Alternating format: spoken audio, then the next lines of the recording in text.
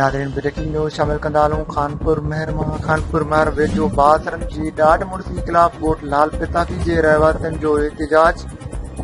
ھٿيارن जे ज़ोर ते گھرن में گھڙي لٺين सां حملو करे پيرسن ऐं عورت سماعت ॼणनि کي زخمي करे ڇڏيو آهي। ब्रेकिंग न्यूज़ خانپورمهر में आगाह कयूं पिया त خانپورمهر वेझो بااثرن जे ॾाढ मुड़सी खिलाफ ॻोठ लाल पताफी जे रहिवासियुनि जो एहतजाज। ھٿيارن जे ज़ोर ते گھرن में گھڙي لٺين सां حملو करे پيرسن عورت سماعت ॼणनि کي زخمي करे छॾियो आहे। इन हवाले सां वधीक तफ़सील ॾेई रहियो आहे خانپورمهر मां नवाब अली हीरानी।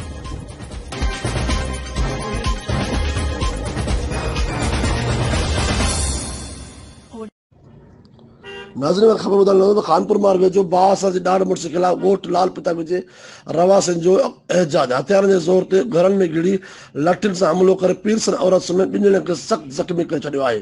पंहिंजे क़दीमी ॻोठ मां लॾाइण जी धमकियुनि जा इल्ज़ाम ऐं خانپورمهر पुलिस में जवाबदारनि जे वांगर मिलियल आहे। हिकु जवाबदार मकड़ो पताफी खे ॻोठाणनि सोगो करे पुलिस खे ॾिनो, पर पुलिस ॻरी रिश्वत वठी जवाबदार खे छॾे ॾिनो आहे। मुतासिरनि जे प्रेस क्लब पहुची एहतजाज।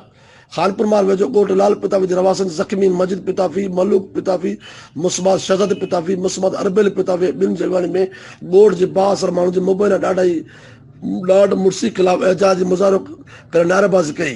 उन मौक़े ते मुज़ाहिरीन मीडिया सां ॻाल्हाईंदे इल्ज़ाम हणियो त असीं पंहिंजे ॻोठ में क़दीमी वेठल आहियूं, पर जवाबदार मकड़ो पताफी, अलीगुल पताफी, मधु पताफी ॿिया असांखे ॻोठ मां हिरासा करे लॾाइण चाहिनि था।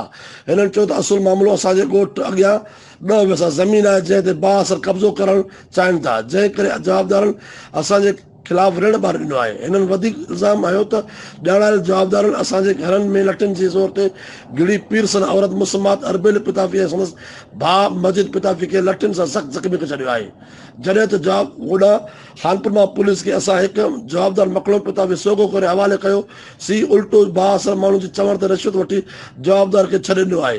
हिननि वधीक चयो त असीं मिसकिन आहियूं, बाअसर असांखे ॻोठ मां लॾाइण जूं धमकियूं ॾेई रहिया आहिनि, असांजी ज़िंदगी ख़तरो आहे। ॻोठनि आईजी सिंध, DIG सक्कर, SSP घोटकी ऐं ॿिनि वस वारनि खां मुतालबो कयो त जवाबदारनि खे गिरफ़्तार करे असां सां इंसाफ़ कयो वञे। SDN न्यूज़ नवाब मीरानी घोटकी।